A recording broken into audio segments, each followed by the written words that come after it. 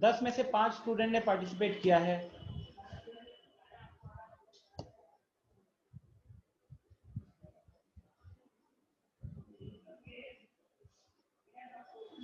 आठ हो गए हैं।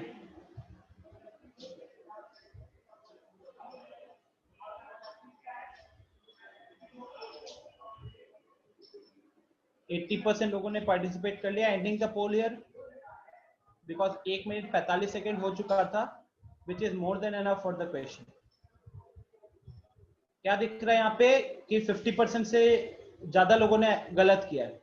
नो मैटर चारों में से जो भी आंसर होगा 50% से ज्यादा लोगों ने गलत किया है। Now for question number 4 mark करो जो भी आपको लग रहा है सही है।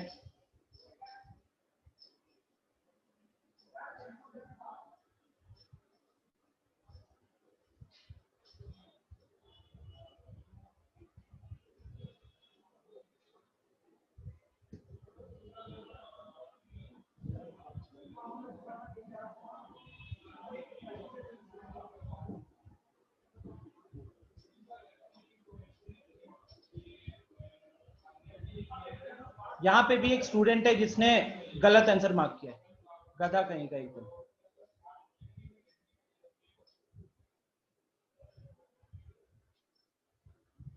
पी पेरीमीटर है यार, पेरीमीटर। एंडिंग द पोल, सबने पार्टिसिपेट कर लिया। Check the result here.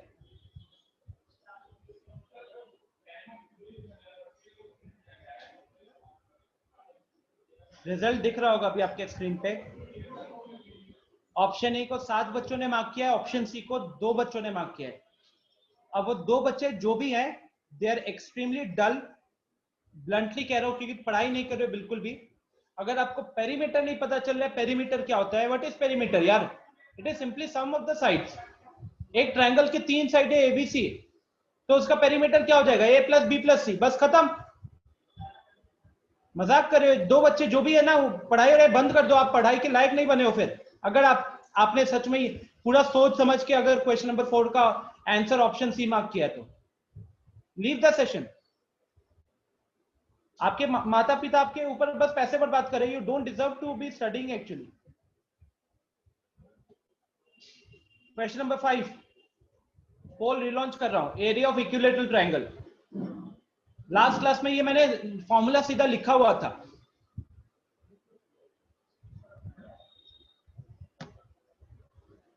Formula लिखा हुआ है, देखकर आप लोगों को पता हो जाना चाहिए। जो पढ़े हुए हैं ना वो देख के इसका आंसर मार्क कर देंगे, और जो यहाँ पे चोरी करेंगे वो अभी कॉपी खोलेंगे और देखेंगे कि क्या था। देखो अभी भी 30 सेकेंड निकल गया। 1-2 स्टूडेंट है जिन्होंने मार्क नहीं किया अभी भी।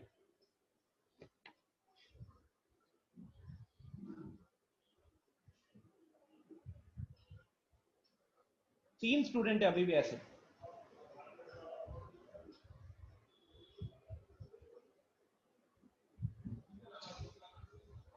Useless.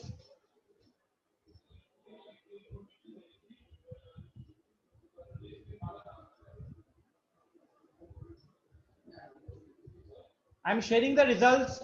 You know, even in this question, जो कि सीधा फॉर्मूला बताया हुआ है, स्टिल 3 ऐसे नालायक हैं, गधे हैं, जिन्होंने ऑप्शन सी मार्क किया है। Useless fellows. रिकॉर्डिंग हो रही है, रिकॉर्डिंग अपने घर पे सुनाना, जिन लोगों ने इस क्वेश्चन नंबर 5 का ऑप्शन सी मार्क किया है। इसमें दिमाग लगाना भी नहीं है, सीधा फॉर्मूला दिया गया था आप लोगों को, दिमाग गर्म करके रख दिया है।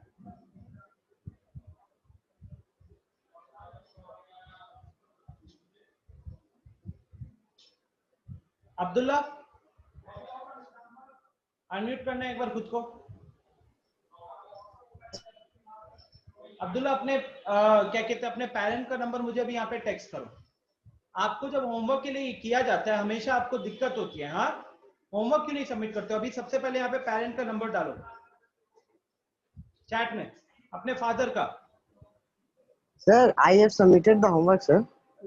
You just give your you submit the homework when you are asked to do it. No, sir, I have submitted, sir. Ask Rohit, sir. He only told me that you submitted the homework today only. कब submit किया तुमने? Sir, in the morning. हाँ तो आज submit किया ना, जब inform किया गया तब. कब? इतना दिन का होमवर्क था ये? No sir. अभी नहीं. सर भुला आपके गए थे सर. सुनो, आपके फादर का नंबर है नहीं यहाँ पे, नंबर दो, बात खत्म है. ताकि अगली बार ना जिसका होमवर्क नहीं आया होगा ना, आप लोगों को इन्फॉर्म नहीं किया जाएगा, सीधा आपके फादर को कॉल किया जाएगा. चलो इधर नंबर दो.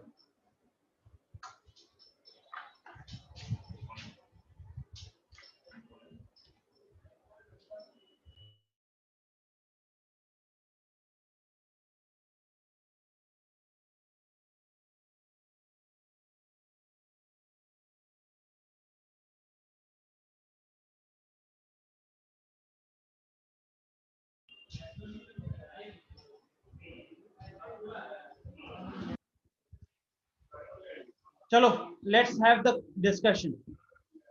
To be very honest, I think ये अभी तक की क्विजेस में से सबसे आसान क्विज होता, बट किसी भी क्वेश्चन में 100% लोगों ने सही नहीं किया.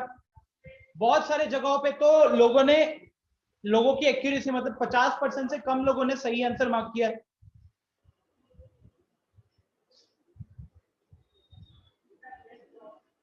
आप लोगों में से शायद कुछ लोगों को लग रहा है कि you are good in your class और in your school, but let me tell you, except for 2 और 3 स्टूडेंट्स, अगर ऐसा कोई स्टूडेंट है, अभी मैं यहाँ पे आंसर बताता हूं, अगर कोई ऐसा स्टूडेंट है जिसका इसमें से 4 क्वेश्चन, मैं मान सकता हूं कि क्वेश्चन नंबर 2 में या 3 में लोगों की थोड़ी सी गलती हो सकती है. इनफैक्ट 2 भी नहीं होना चाहिए, 3 में मान लो थोड़ी सी गलती होगी.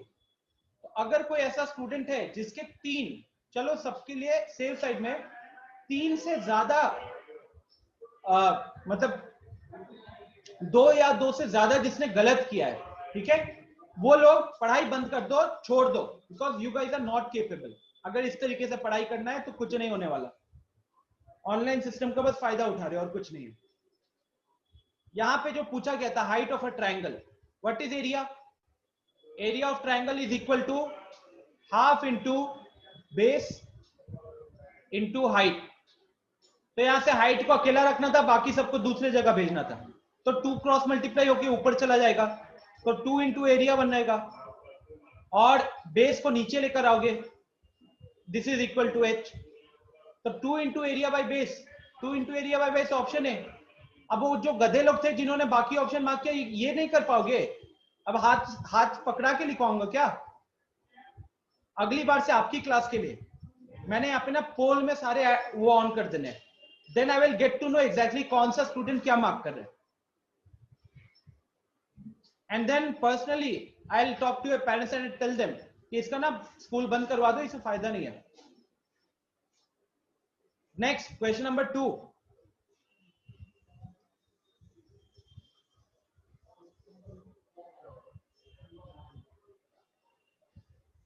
फालतू का यहाँ पे क्विजेस बनाते हैं हम लोग, सीधा एनसीईआरटी उठा के इजी इजी क्वेश्चन करवाना होगा आप लोगों को.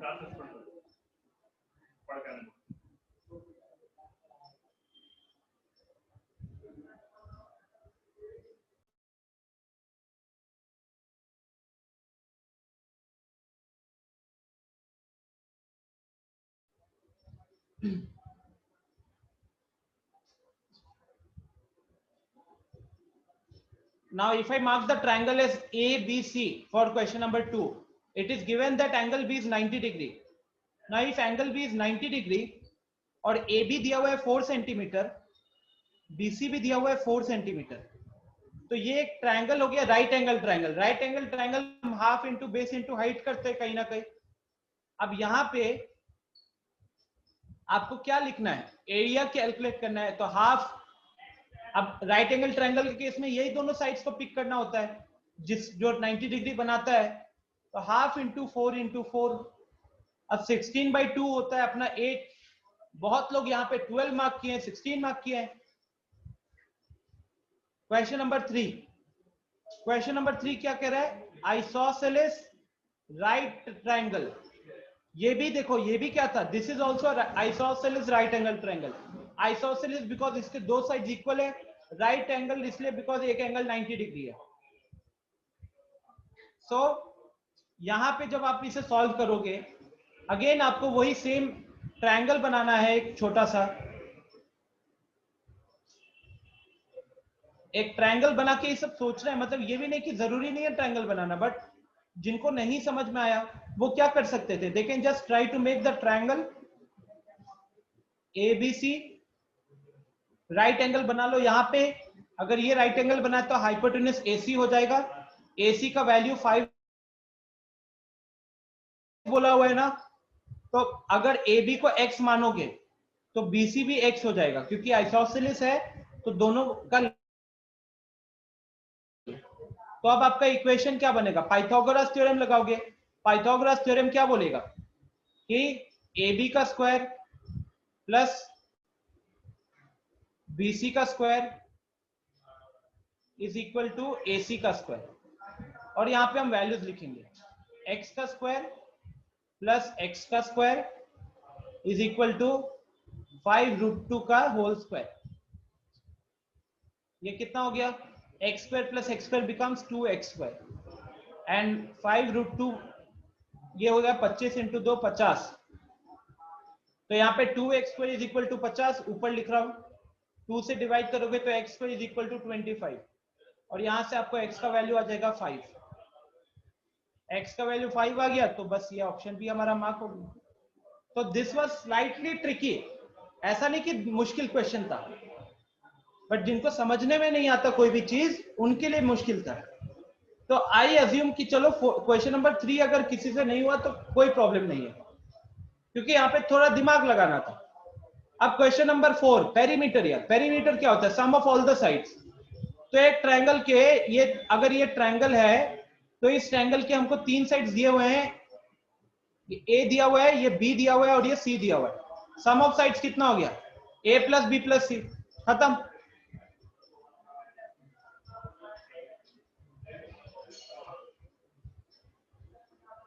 Last, area of triangle, equilateral triangle. सीधा जाके देखोगे ना यार, मैंने जो नोट्स ही भेजता हूं, √3/4 इंटू साइड्स पे लिखा हुआ था, साइड की जगह पे A आ गया है तो √3/4 A स्क्वायर, खत्म। Was that difficult? उसमें भी कुछ नालायकों ने ऑप्शन सी मार्क किया। यू नो व्हाट, 2 से 3 चीजें आप लोगों के लिए एकदम मैं ना क्लियर कर रहा हूं, because I am extremely angry with your batch and if needed ना, ये जो 3-4 बच्चे मेरे को दिख रहे हैं, ये 3-4 बच्चों को निकाल देंगे अवंती से। 2-3 चीजें एकदम दिमाग में क्लियर रखो। होमवर्क दूंगा, डेडलाइन दूंगा, डेडलाइन के आगे जिनका एक्सटेंड होगा ना, तो अगली बार रोहित सर आप लोगों को रिमाइंड नहीं करेंगे, ग्रुप में नहीं बताएंगे, सीधा आपके पेरेंट को फोन करके बोलेंगे कि इतने सारे वार्निंग्स देने के बाद भी होमवर्क टाइम पे नहीं आ रहा है, पहली चीज। दूसरा, जिनके पढ़ाई में दिक्कत, अपने नाम लेके क्वेश्चन पूछूंगा। क्या करता हूं कि पोल में मैंने वो रखा था कि चलो लोग पार्टिसिपेट करेंगे, बट ना मैं नाम लूंगा कि अगर मैं इस क्वेश्चन का आंसर बताओ, अंशु इस क्वेश्चन का आंसर बताओ। ये करूंगा ना तो दिमाग में एकदम सही हो जाएगा, मुझे भी पता चलेगा कि कौन पढ़ रहा है कौन नहीं पढ़ रहा है। तो उसके अकॉर्डिंग फिर आपके पेरेंट्स से बात होगी, because this is not how your studies will go on. इस तरीके से आप ना रगड़ रगड़ के पास करोगे, कोई फायदा नहीं है, पढ़ाई नहीं होती इससे, नौटंकी होती है खाली। ठीक है, you have made me disappointed yaar, I just don't want to teach you guys right now, hopeless type.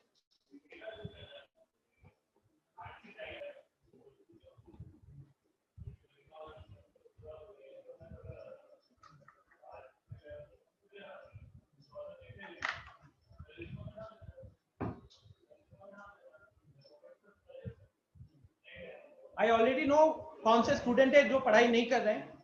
Just take it as a simple warning, because the next time I'm not going to warn you, you are going to get punished. Keep this thing in mind. Now in the last class we started with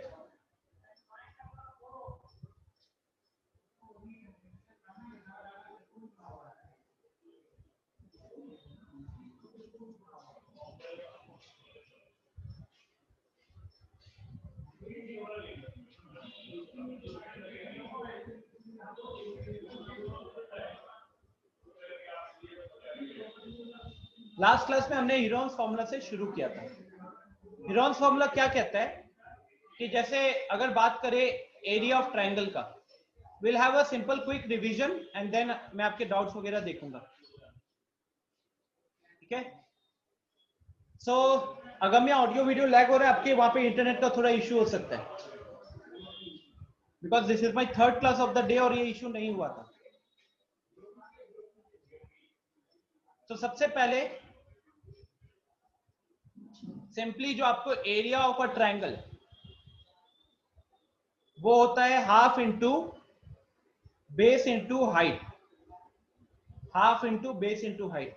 Now what is base, what is height? So let's say if I have a triangle, if I have a triangle ABC,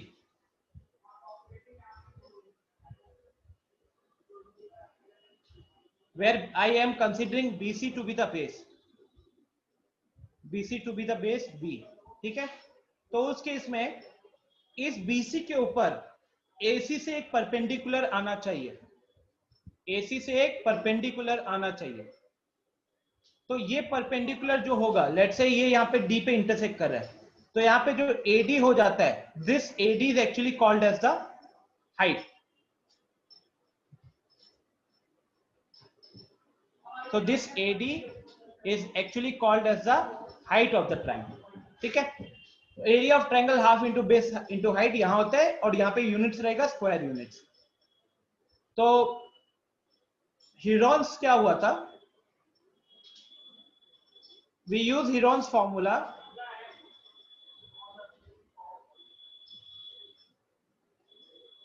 when all the three sides are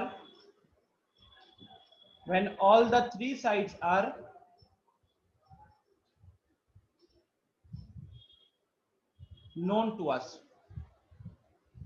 when all the three sides are known to us, ठीक है। Three sides किसके, three sides of the triangle, तो three sides of the triangle are known to us. जैसे कि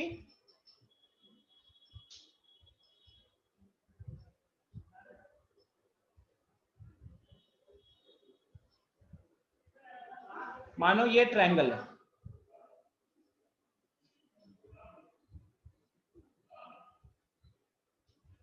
ए B सी, तो इस triangle के हमको तीन साइड्स अगर गिवन है, इस ट्रायंगल के अगर तीन साइड्स गिवन है, no no this is applicable for all, Agamya this is applicable for all triangles. मैं दिखाऊंगा अभी इक्विलैटरल ट्रायंगल का फॉर्मूला भी निकाल के दिखाऊंगा इधर से। पिछले क्लास में टाइम नहीं था तो मैंने आपको सीधा फॉर्मूला लिख के दिया था, आज हम फॉर्मूला भी देखेंगे कैसे आया। तो ये ट्रायंगल देखो, ये ट्रायंगल के हमको तीन साइड्स पता है, ए बी का लेंथ ए सेंटीमीटर है, बीसी का लेंथ 20 सेंटीमीटर है, और एसी का लेंथ सी सेंटीमीटर है, ठीक है। तो उस केस में जो फॉर्मूला होता है, उस फॉर्मूला से area is equal to root under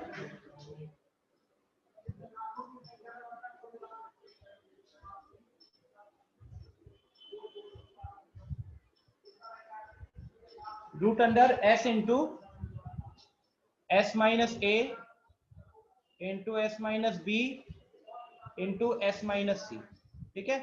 तो ये मेरा फॉर्मूला हो गया एरिया का। इसमें S क्या होता है, तो S is called as a semi perimeter, S is called as a semi perimeter which is equal to A plus B plus C by 2, ठीक है। फिर हमने क्वेश्चंस वगैरह देखे थे इसके अलावा मैंने आपको दो तीन चीजें और बताई थी। मैंने बताया था कि अगर आपके पास एक इक्विलैटरल ट्रायंगल है, तो what is an equilateral triangle, a triangle in which all the sides are equal. तो उस केस में जो एरिया होता है, I gave you the formula as √3/4 into a square, where a is the side. Now if I try to use, चलो इसका simple derivation देखते हैं using Heron's formula, simple derivation देखते हैं यूजिंग हीरोन्स फॉर्मूला।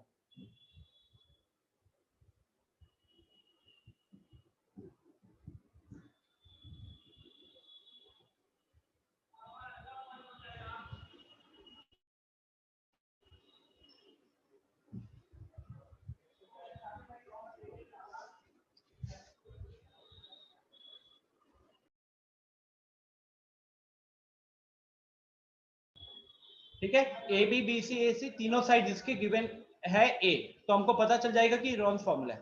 अब अगर मैं सबसे पहले इसकी पेरीमीटर की बात करूं, तो यहाँ पे पेरीमीटर क्या हो जाएगा, ए प्लस ए, कितना हो गया ये हो गया 3a। तो s की वैल्यू जो कि सेमी पेरीमीटर होता है वो कितना हो जाएगा, वो हो जाएगा 3a/2। ठीक है, वो हो जाएगा 3a/2। देन हाँ Shikhar, you have done it in the exercise, but simple सा एक चेक कर लेते हैं। अब फॉर्मूला अगर लगाते हैं अपन एरिया वाला, तो रूट अंडर एस लिखोगे आप सबसे पहले, फिर ब्रैकेट में आता है एस माइनस पहला साइड, एस माइनस पहला साइड इंटू एस माइनस दूसरा साइड इंटू एस माइनस तीसरा साइड। यहां पे तीनों साइड सेम ही है। अब अगर पहले आप एक बार अंदर सॉल्व कर लोगे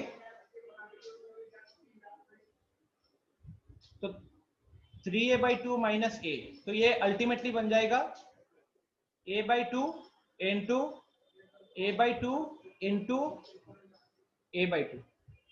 तो देखो डिनोमिनेटर में कितना 2 आ गया, 4, उसके लिए क्या हो जाएगा 16, एक 3 है और a भी 4 बार आ रहा है। अब a 4 बार आ रहा है, रूट से बाहर निकालोगे तो 2 हो जाएगा। 16 मतलब 2 का पावर 4 होता है, या 4 का स्क्वायर बोलो, रूट से बाहर निकालोगे 4 आएगा। तो हमारे पास रूट के बाहर a स्क्वायर आ जाएगा, 4 आ जाएगा, और रूट के अंदर बचेगा सिर्फ √3। तो यही आपका फॉर्मूला आता है of our equilateral triangle. This is the formula of an equilateral triangle. Done, ठीक है। नाउ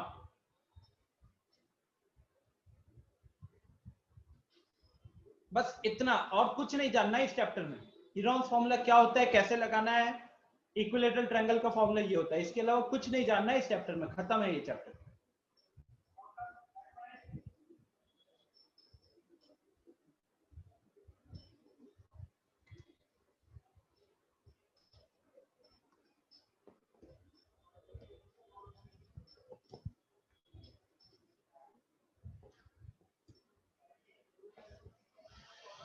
क्वेश्चन नंबर 5, ठीक है। अब डाउट शुरू करते हैं। क्वेश्चन नंबर 5 में दिया हुआ है, sides of a triangle are in the ratio 12:17:25 and its perimeter is 540। तो अभी देखो कि साइड्स का रेशियो 12:17:25 आया हुआ है, राइट। अगर मैं स्टार्टिंग में कुछ लिखे हो क्या, जस्ट टेल मी कि स्टार्टिंग में आपने क्या किया, क्या साइड्स निकाल पाए थे आप?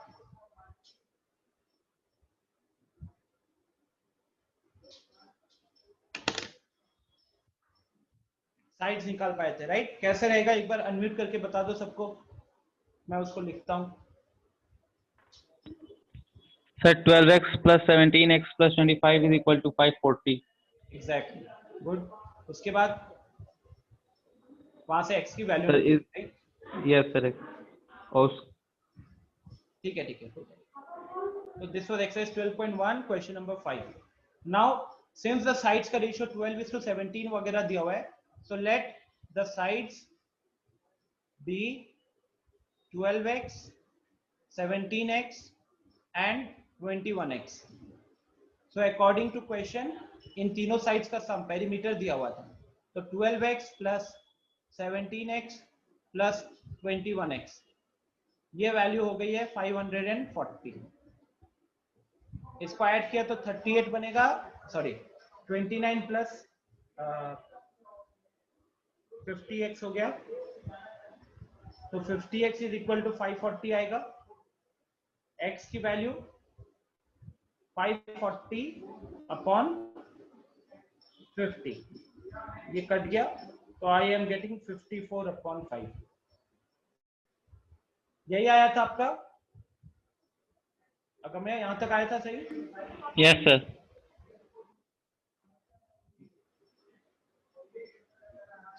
Now so therefore sides are ना अगम्य। सबसे पहले चीज की हम डेसिमल्स को अवॉइड करेंगे, ठीक है। तो मैं 54/5 का वैल्यू तो 10.8 होगा, बट 10.8 नहीं लिखूंगा। उससे क्या होता है कि अपना जो कैलकुलेशन वाला पार्ट रहता है ना, वो थोड़ा सा टिपिकल हो जाता है एंड हम उसे अवॉइड करना चाहते हैं। तो इसीलिए हम क्या करेंगे, हम यहाँ पे फ्रैक्शन में ही रहने देंगे। तो अभी साइड्स की अगर बात करें तो साइड्स क्या हो जाएगा, 12x हो गया, जो वो हो जाएगा 12 इंटू 54/5। जो हमारा 17x हो गया है उसको रखेंगे 17 इंटू 54/5। और जो तीसरा साइड है 21x, वो हो जाएगा 21 इंटू 54/5। और हम इवन कोशिश करते हैं कि बिना मल्टीप्लिकेशन का देखते हैं काम होता है कि बिना मल्टीप्लिकेशन का काम होता है कि नहीं। तो सबसे पहले उसके लिए हमको निकालना पड़ेगा सेमी पेरीमीटर, राइट। तो semi perimeter which is S, तो that will be equal to sum of all three। ये ऊपर के जो तीन साइड दिख रहे हैं इन सबका सम। अब आपको समझना पड़ेगा कि तीनों का जो सम है उसमें 54/5 तो कॉमन आ रहा है ना, 54/5 कॉमन आ रहा है। तो ब्रैकेट में क्या बचेगा, यहां से 12, यहां से 17 और यहां से 21 बचेगा, ठीक है। और नीचे सेमी पेरीमीटर है तो उसका 2 आ गया। अब ये ऊपर कितना हो गया सम, तो ये 50 हो गया, राइट।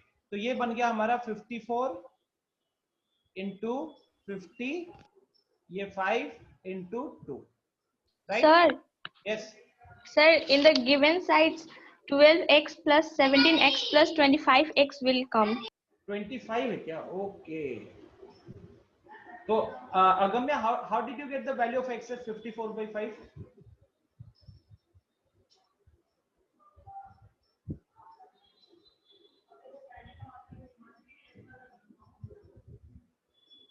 बताओ गम्या, x का वैल्यू फिर आपका 24/5 कैसे आया? सर 54/5 आया था सर। 540/54 और x की वैल्यू 10 आई थी। तो फिर ये देख के बताना था ना, मैं आपसे कंफर्म भी कर रहा था उस टाइम पे।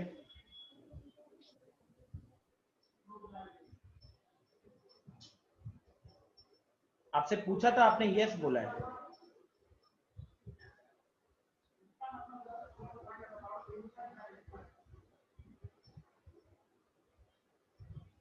So 54x is equal to 540.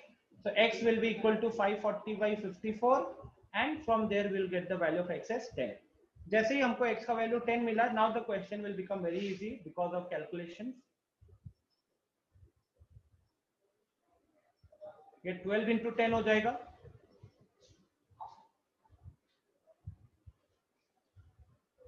तो 12 into 10 अपना 120 हो गया, 17 into 10 170 हो गया एंड 25 into 10 250 हो गया। सेम 10 कॉमन है तो 10 बाहर अभी लिख लेते हैं और अंदर अपना 12 प्लस 17 प्लस ये रहेगा। तो ऊपर हो गया वो सम 50, so sorry, this is 25, right?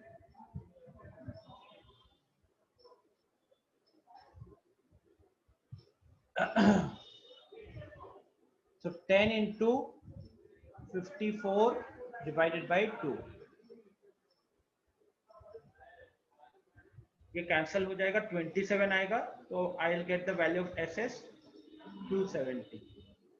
जैसे ही s का वैल्यू 270 आया, now I need to calculate the area. So formula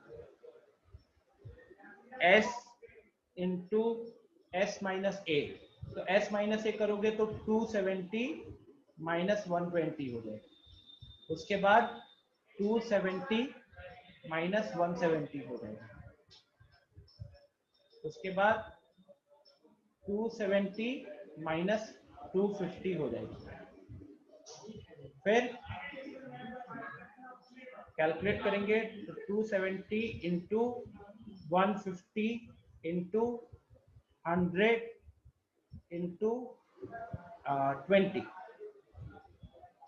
अब इसको सॉल्व करना है। ऑब्वियस सी बात है, मैंने बताया हुआ है कि हम मल्टीप्लिकेशन नहीं करेंगे, हम जितना हो सके स्क्वायर्स को बाहर निकालेंगे। अब जैसे कि मुझे क्लियरली दिख रहा है कि ये जो 100 है, ये 100 एक परफेक्ट स्क्वायर है, तो इसको तो हम रूट से बाहर निकालते हैं, तो रूट से बाहर निकालोगे तो क्या हो जाएगा 10 हो जाएगा। अब ये 270 जो है, इस 270 की अगर बात करोगे, इसको ब्रेक करो, तो 270 इज एक्चुअली 27 into 10।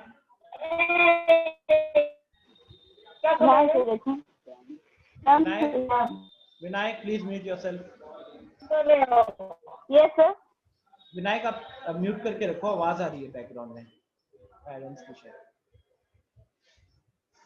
ठीक है, फिर इनफैक्ट यहाँ पे आप चाहो तो इसका प्राइम फैक्टराइजेशन भी कर सकते हो। टारगेट यही रखना है कि जो भी लिखोगे फैक्टर्स में लिखना, मतलब कि पेयर्स में लिखने की कोशिश करना, ताकि हमारा काम और आसान होते जाए। ठीक है, जैसे यहाँ 270 हो गया, तो 270 का प्राइम फैक्टराइजेशन करोगे ना, तो वो आएगा आपको 3 का स्क्वायर इंटू 2 का पावर 1 इंटू 5 का पावर 1, ये आ गया मेरा 270 का। फिर 150 की बात करते हैं, तो 150 हो जाएगा 3 to the power 1 into 2 to the power 1 into 5 to the power 2। ठीक है, फिर 20 की बात करते हैं, तो 20 हो गया 2 का square into 5 to the power 1। तो ये मैंने फैक्टराइजेशन कर दिया। ठीक है, ये कहाँ का आया, ये आया 270 से, ये आया 150 से, और ये आया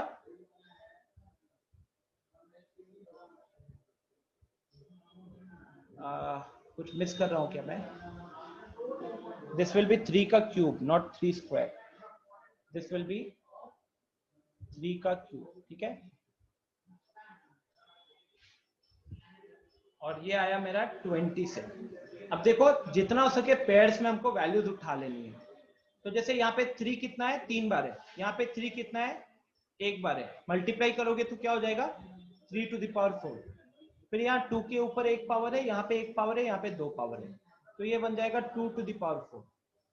और यहाँ 5 के ऊपर पावर 1 है, यहाँ 2 है और यहाँ पे 1 है, तो ये बन जाएगा 5 to the power 4। सबके ऊपर रूट लगाओगे तो ये लास्ट में 4 पावर है, तो बाहर रूट के बाहर 2 ही निकल कर आएगा, तो यहाँ पे 2 स्क्वायर बचेगा, यहाँ पे 3 स्क्वायर बचेगा, यहाँ पे 2 स्क्वायर बचेगा, और यहाँ पे 5 का स्क्वायर बचेगा। ठीक है, सो फाइनली इसको मल्टीप्लाई कर लो, वही आपका आंसर हो जाएगा। यहाँ हो गया 9 4 जा 36, 36 into 25, तो 900, 9000, तो the answer should be 9000 square units.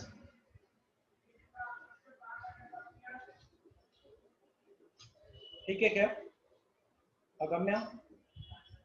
What was important? Important was this particular step. यहां से यहां आए जो we did not do multiplication. ठीक है, we did not do multiplication because multiplication अगर करोगे तो वहां पे क्या हो जाएगा कि बहुत बड़ा नंबर आ जाएगा, और अल्टीमेटली आपका टारगेट होगा रूट से जितना हो सके हम बाहर वैल्यूज को लेकर आएंगे। ठीक है, आयुष का क्वेश्चन है, please check the answer by normal formula. Ayush, please keep a few things in mind. What is our normal formula? Half into base into height. क्या यहाँ पे आपको हाइट दिया हुआ है क्वेश्चन में? बताओ, अनम्यूट करो खुद को आयुष।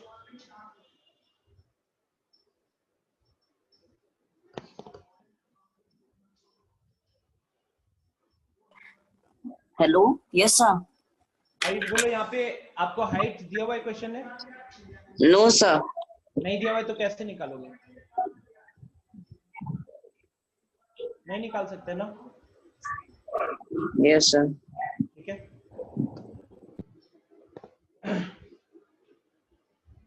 और क्या डाउट है शिखर को? क्वेश्चन नंबर 2 देखते हैं क्या है।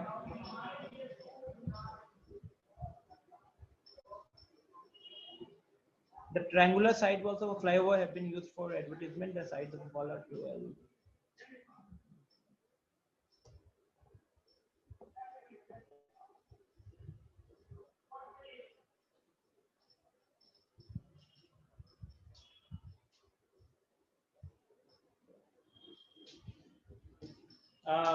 शिखर अनम्यूट करो खुद को।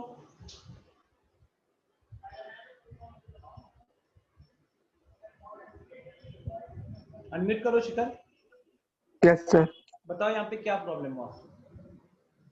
सर ये जो स्टेटमेंट सर, ये earning ₹5,000 per meter year, company had one of its wall 3 months, तो सर उसका कैसे इसको निकालेंगे, समझ में नहीं आ रहा सर। ट्रायंगल का एरिया तो निकाले होगे कम से कम। यस सर, निकाले हैं। कितना आया एरिया? 1320। 1320। अच्छा, यहाँ पे डायग्राम देख के पता चल रहा है कि एक ट्रायंगल होगा कि दो ट्रायंगल होगा? एक यहाँ पे और एक यहाँ पे भी तो है ना? दो। हाँ, दो हो गए। ठीक है, क्योंकि क्वेश्चन में ठीक से पढ़ो, यहाँ पे क्या लिखा, साइड वॉल्स। ठीक है, तो दो ट्रायंगल, दो हो गए हमारे पास ट्रायंगल। आपने जो एरिया बताया वो एक का एरिया बताया। ठीक है, अब मैं एरिया वाले पार्ट पे फिर टाइम स्पेंड नहीं करूंगा, मैं सिंपली ये वाला पार्ट समझाता हूँ। क्वेश्चन कह रहा है कि the advertisement yields an earning of 5,000 है कि 50,000? 5,000 per metre square per year. मतलब कह रहा है कि 1 मीटर स्क्वायर अगर एरिया यूज किया जाएगा, आप समझो कि वॉल चाहे बहुत बड़ा हो, उस बहुत बड़े वॉल में अगर 1 मीटर स्क्वायर एरिया यूज किया जाएगा तो उस केस में आपको 1 साल के लिए 5,000 रुपए देने पड़ेंगे। ठीक है, तो 3 महीने अगर यूज किया जा रहा है तो ऑब्वियस सी बात है कि प्राइस कम हो जाएगा। कितना कम हो जाएगा कि यहाँ पे 4 से डिवाइड कर देंगे। चलो मैं इसको यहाँ पे सॉल्व करता हूँ।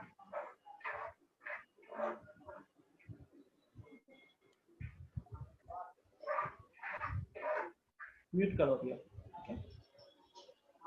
सर अगर बोले सर कि 6 months के लिए ले रहे हैं तो सर कितने से डिवाइड करेंगे? वो सारे देख लेते हैं। ठीक है,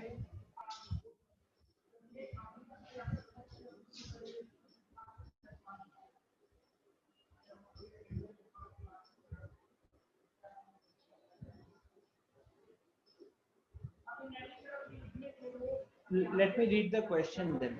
अगर एक ही पे आंसर आया है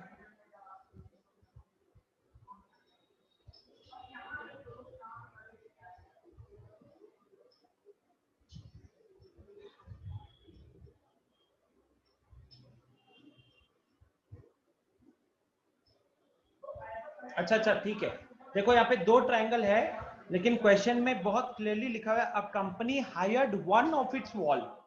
ऐसे हमारे पास दो दिख रहे हैं डायग्राम में, लेकिन कंपनी ने एक ही वॉल हायर किया, तो हम सारा कैलकुलेशन एक ही ट्रायंगल के लिए करेंगे। ठीक है, चलो। सो नाउ लिसन एवरीवन, जिनको ये स्टेटमेंट्स में प्रॉब्लम होता है, तो अकॉर्डिंग टू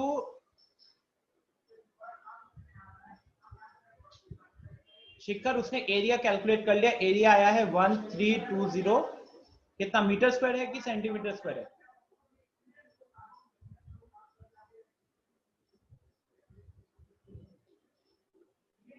मीटर में सब कुछ, तो मीटर स्क्वायर में यस सर, मीटर। ठीक है, अब क्वेश्चन कह रहा है कि cost of 1 metre square for 12 months, एक साल का मतलब कितना हुआ, 12 months इज ₹5,000। अब अगर शिखर मैं आपको ऐसे एक सिंपल सी बात बोलूं कि मेरे को 12 महीने के लिए 12 रुपए लग रहे हैं, तो हर महीने कितने लगेंगे? अगर ये 5,000 की जगह पे वैल्यू सिर्फ 12 रुपए की होती है, तो अगर 12 महीने में 12 रुपए लग रहे हैं तो एक महीने में कितना लगेगा? 1 रुपए। 1 रुपए, राइट। तो आपने क्या कैलकुलेट किया अपने माइंड में? 12/12 किया कि नहीं? Yes sir. सिमिलरली अगर यहाँ पे 5,000 रुपए दिए हुए थे और अगर आप सबसे पहले देखते कि ये एक महीने में कितना कॉस्ट पड़ेगा, तो आपको क्या करना पड़ता?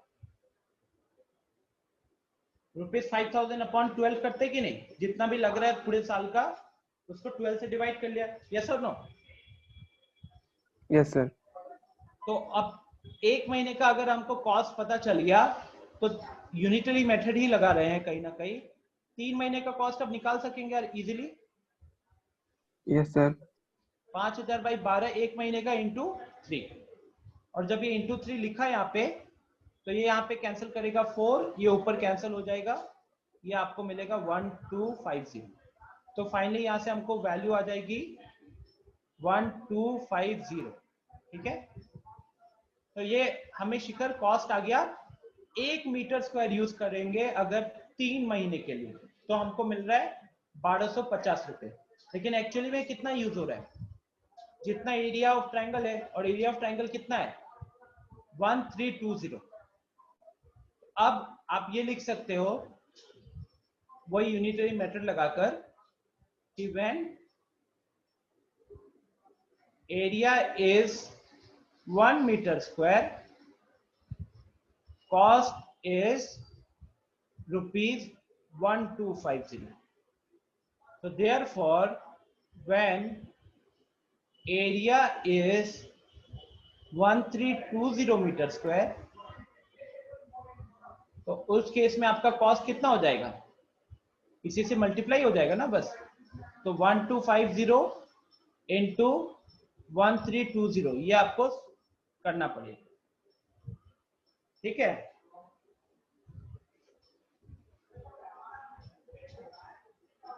शिखर, is it clear? Yes sir. कोई दिक्कत हो रही है तो बताओ, डोंट वरी एट ऑल। तो सर कोई दिक्कत नहीं है। अच्छा, तो अगर इसको सॉल्व करते हैं मल्टीप्लिकेशन, 1 मिनट। 152 6 45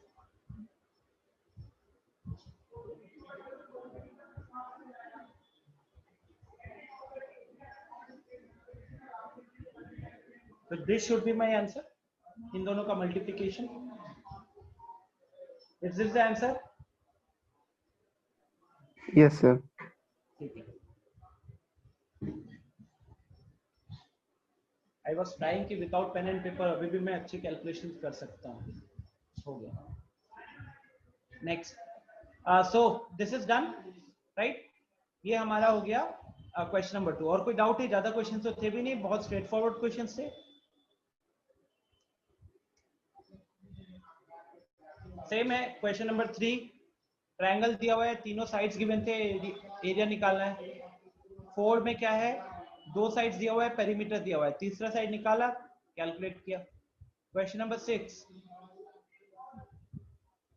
सॉल्व किया है क्या आप लोगों ने? सेम वही तरीका लगाओगे?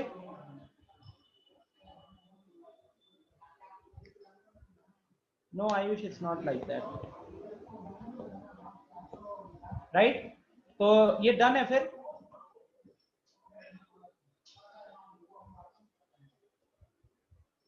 अच्छा, now let's go to the next part of the topic, which is application of Heron's formula in finding areas of quadrilateral। तो ये ना एकदम छोटा सा पार्ट है, इसमें कोई ज्यादा मुश्किल वाली चीज नहीं है। ठीक है,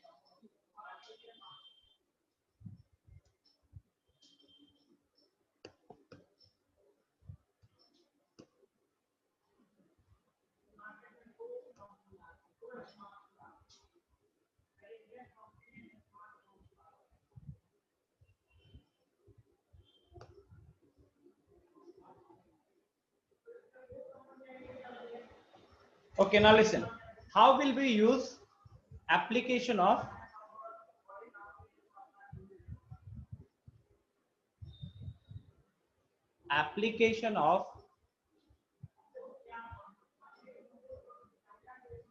Heron's formula in calculating area of quadrilaterals or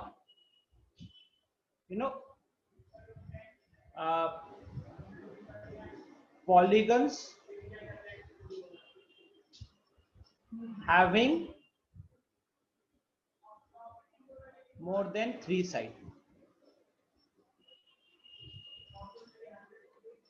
क्योंकि अभी मैंने आपको जो पढ़ाया हुआ है उसके according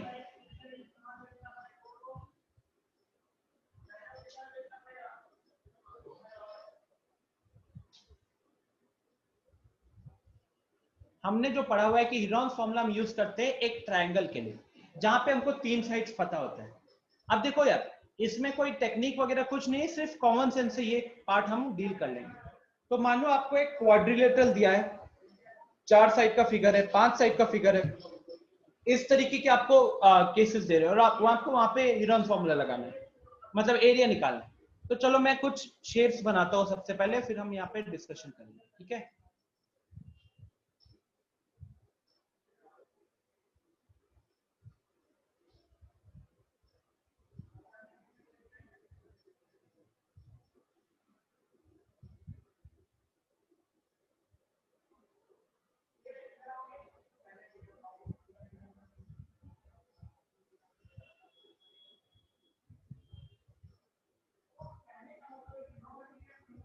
Now look at the first figure. This is a simple quadrilateral, 4 side का फिगर दिख रहा है। अब अगर इस 4 साइड की फिगर में कोई भी एक डायगोनल अगर आप ज्वाइन कर देते हो,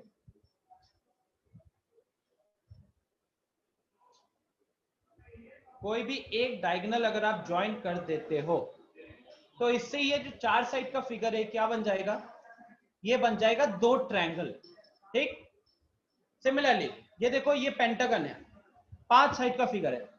अगर आपको मैं बोलूं कि इस पे हीरोन फॉर्मूला लगा के एरिया कैलकुलेट करना है, तो आपका सोच क्या होना चाहिए, आपका थिंकिंग होना चाहिए कि हम यहाँ पे सबसे पहले जो हो सके कि ब्रेक करेंगे, इसमें क्या कहते हैं, 3 ट्रायंगल्स में ब्रेक करेंगे।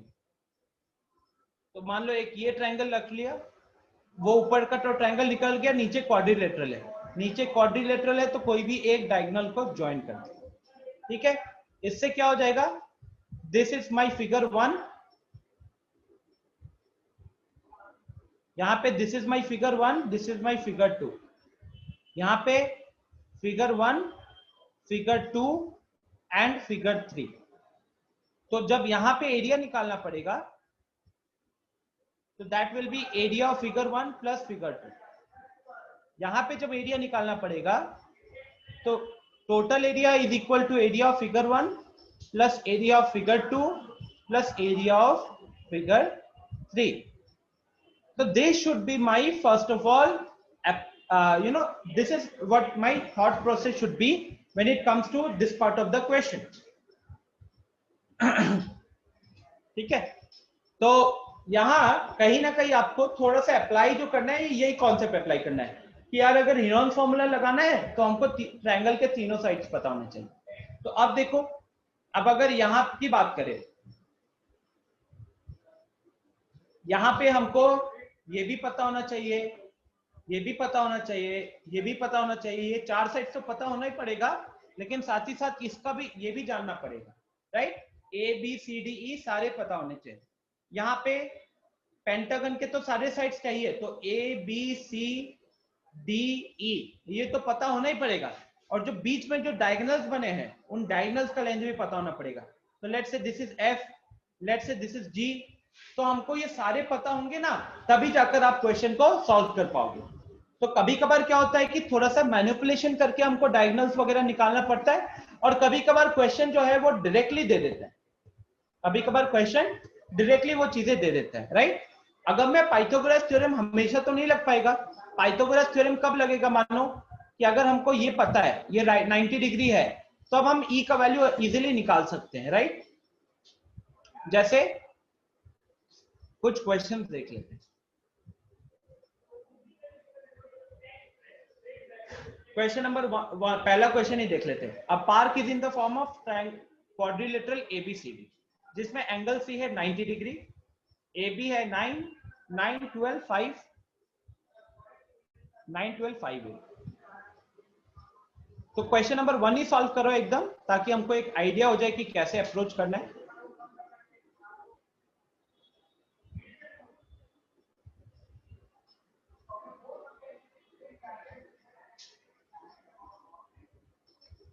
तो let me first make the figure, फिर मैं आप लोगों से बात करता हूं।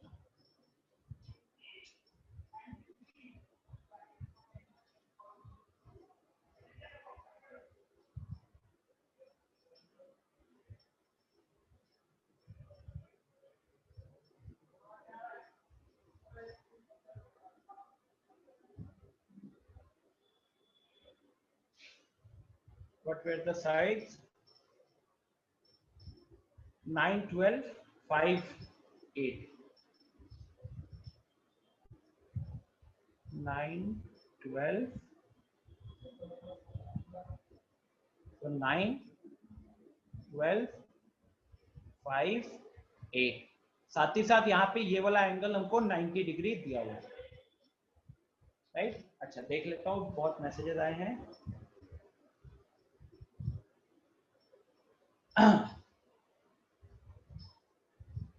नो अगम्य, पेंटागन वाले केस में बस ट्रायंगल्स में डिवाइड करते रहेंगे,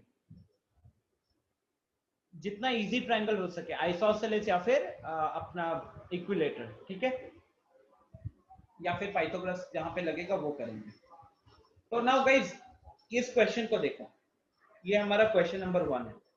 अब इस क्वेश्चन में मेरे को इसने क्या किया, सारे साइड्स दे दिए। तो यहाँ पे फिलहाल अगर हम देखें तो हमको ये पता है, हमको ये पता है, ये साइड पता है और ये साइड पता है, लेकिन क्या उससे हम हीरोन्स फॉर्मूला लगा के एरिया निकाल लेंगे क्या? नहीं निकलेगा। हमको क्या करना पड़ेगा, हमको डायगोनल बनाना है। अब आपके दिमाग में सबसे पहला थॉट प्रोसेस आना चाहिए, सबसे पहला थॉट प्रोसेस कि विल जॉइन AC और BD, ये आपके दिमाग में सबसे पहले आना चाहिए कि हम AC को ज्वाइन करेंगे या BD को ज्वाइन करेंगे। तो आपको दो सोचना पड़ेगा कि यार AC और BD दोनों का लेंथ दिया हुआ नहीं है, तो जो भी ज्वाइन करेंगे उसका लेंथ हमको खुद ही निकालना पड़ेगा। अब आप सोचो, just for 1 minute, if you join AC, तो क्या आप बता सकोगे? कुछ नहीं बता सकोगे, क्योंकि आपको कोई राइट एंगल ट्रायंगल वगैरह कुछ नहीं बन रहा है। तो फिलहाल AC को ज्वाइन करके तो हमारा काम बनने वाला नहीं है, ठीक है। फिर क्या करोगे आप? You will think about joining BD. Now when you will join BD, now you can see that this becomes a right angle triangle. Triangle BCD is a right angle triangle, and if this is a right angle triangle, तो यहाँ पे angle कितना है बीच में? वो 90 degree का angle है। 90 degree का एंगल है तो पाइथागोरस थ्योरम लग जाएगा।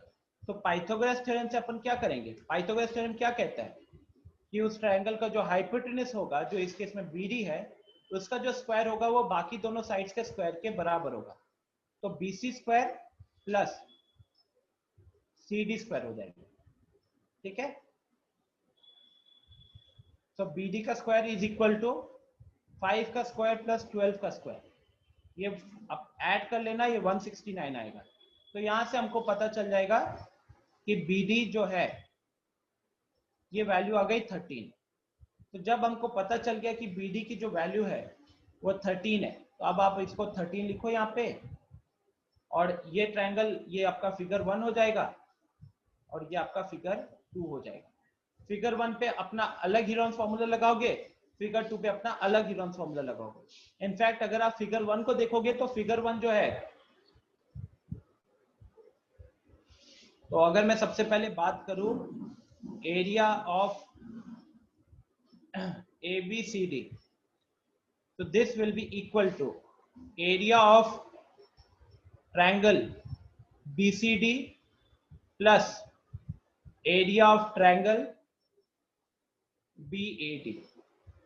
तो BCD और BAD का सम करना पड़ेगा, राइट? फिगर 1 और फिगर 2। अगर आप फिगर 1 को देखोगे गाइस, तो क्योंकि वो एक राइट एंगल ट्रायंगल है, तो उसका हो जाएगा half into product of the sides containing the right angle. तो राइट एंगल कौन बना रहा है? देखो, राइट एंगल बना रहा है BC और CD। BC का लेंथ है 12, CD का लेंथ है 5। तो यहाँ पे एक बेस हो गया, दूसरा हाइट हो गया, तो हाफ इंटू 5 इंटू 12, तो ये ऐसे ही निकल कर आ गया। अब जो ये वाला पार्ट है, तो this you will find out using Heron's formula, और कोई तरीका नहीं है, राइट? और कोई तरीका नहीं है। तो ये आप हीरोन्स फॉर्मूला से निकालोगे, जो भी आएगा वो उसको इसमें ऐड करोगे और आपका काम हो जाएगा। Is it clear guys? क्या आपको ये थॉट प्रोसेस समझ में आया कि हम किसको कैसे अप्रोच करेंगे, क्यों करेंगे? बताओ।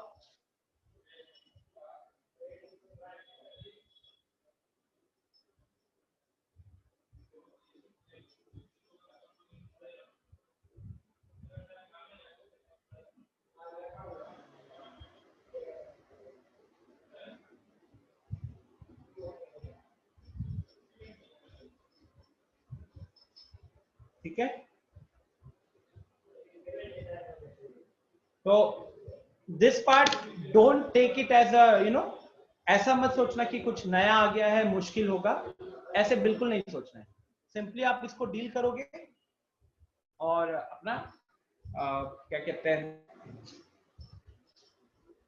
हीरोन्स फॉर्मूले के कॉन्सेप्ट को यूज करके क्वेश्चंस को सॉल्व करोगे। ठीक है, अब जैसे कि क्वेश्चन नंबर 2 है, अगेन आपको एबीसीडी दिया हुआ है और देखो साथ में उन्होंने एसी को मेंशन कर दिया, देख रहे हैं ना? क्वेश्चन नंबर 2 में उन्होंने एसी मेंशन कर दिया जो डायगोनल था, तो आप उसके अकॉर्डिंग ट्रायंगल डिसाइड करोगे। फिर देखो क्वेश्चन नंबर 3, क्वेश्चन नंबर 3 को ठीक से देखोगे तो figure 1, let me zoom this, तो ये फिगर 1 क्या है? एक ट्रायंगल है, और किस टाइप का ट्रायंगल है? तो ये दिख रहा है एक आइसोसेलेस ट्रायंगल है, तो 5 सेंटीमीटर यहाँ पे, 5 सेंटीमीटर यहाँ पे और 1 सेंटीमीटर यहाँ पे। ठीक है, उसके बाद ये बीच में फिगर 2 क्या है? तो फिगर 2 अपना एक रेक्टेंगल हो गया जिसका लेंथ है 6.5 और ब्रेथ है 1। फिगर 3 कैसा है? तो फिगर 3 एक ट्रेपीजियम है, और एक ट्रेपीजियम के केस में आपका फॉर्मूला क्या होता है? ये ट्रेपीजियम का एरिया कैलकुलेट करने का सोचना। ठीक है, this will be a slightly tricky question for you guys. Now question number 4, अब ये सारे क्वेश्चंस थोड़े से आप ट्राई कीजिएगा, this will be your homework, जितना होता है उतना करना। अब जैसे इसको देखो, ये शेप को देखो, ये वाला शेप जो अम्ब्रेला वाला शेप है, इसमें कितना ट्रायंगल है? 1 2 3 4 5। एक आइसोसेलेस ट्रायंगल दिख रहा है, ये 50 सेंटीमीटर है, तो ये भी 50 सेंटीमीटर हो जाएगा। ये वाला साइड तो हमको दिया ही है 20 सेंटीमीटर का, तो अपना हीरोन्स फॉर्मूला लगाकर आप इसका एरिया कैलकुलेट करो, एरिया कैलकुलेट करके इंटू 5 कर देना। ठीक है, यहाँ पे जो है क्वेश्चन पढ़कर आप ट्राई कीजिएगा भी जितना बनता है।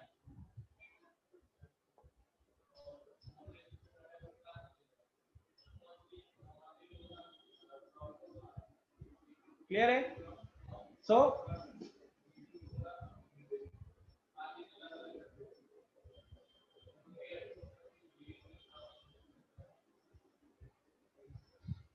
Homework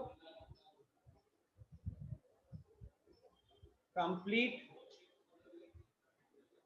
exercise 12.2। आज है ट्यूसडे, तो आपको ये कंप्लीट करना होगा by Thursday night. Thursday night को upload on the link, keep this thing in mind. ठीक है, चलो यहीं पे सेशन को एंड करते हैं। Thank you everyone and be more sincere. Next class में मैं लोगों को पकड़ने वाला हूं।